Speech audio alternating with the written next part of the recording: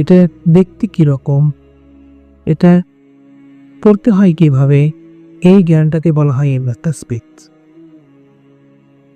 আরেকটি হচ্ছে ইলমুল খাত। ইলমুল খাত হচ্ছে সকল ভাষার একটা লেখার রূপ আছে। আরবি ব্যাকরণের এরকম লেখার অনেকগুলো নিয়ম আছে। আরবি লেখার নিয়ম, লেখার অনেক প্রকারের নিয়ম আছে, যেমন খত্তে নাসখ, খত্তে রুকা, খত্তে দিওয়ারি, বিভিন্ন ধরনের খন্ডের লেখা। এটা হচ্ছে ইলমুল খাতের আলাদা ইস্যু। অন্যদিকে আরেকটা স্তর রয়েছে, সেটা হচ্ছে মূল ব্যাকরণ সম্পর্কিত স্তর, যেটা দ্বারা ব্যাকরণের মানে বাক্যের শেষে কিরকম অবস্থা হবে, জবর কখন হবে, তীর কখন হবে, পেশ কখন হবে, জজম কখন হবে এবং বাক্যের রূপান্তর কিরকম হবে সে বিষয়ে আলোচনা হয়। এমন বিষয় এটা দুই ভাগে ভাগ করা হয়েছে। আজকের প্রথম ক্লাস, বিষয় হচ্ছে আরবি ব্যাকরণ সংক্রান্ত এলেম সমূহ।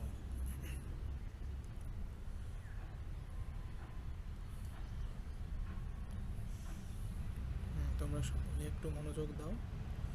কি বিষয়? আরবি ব্যাকরণ সংক্রান্ত এলেম সমূহ।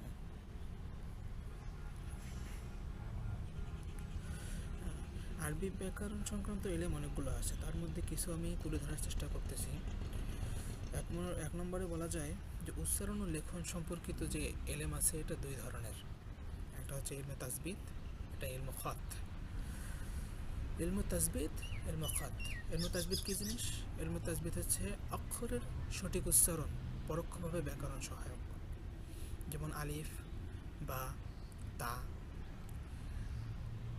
আলিফ কিভাবে উচ্চারণ করতে হবে, এটা দেখতে কীরকম, এটা পড়তে হয় কিভাবে, এই জ্ঞানটাকে বলা হয় ইলমে তাসবিত। আরেকটি হচ্ছে ইলমুল খাত। ইলমুল খাত হচ্ছে সকল ভাষার একটা লেখার রূপ আছে। আরবি ব্যাকরণের এরকম লেখার অনেকগুলোই নিয়ম আছে। এই আরবি লেখার নিয়ম,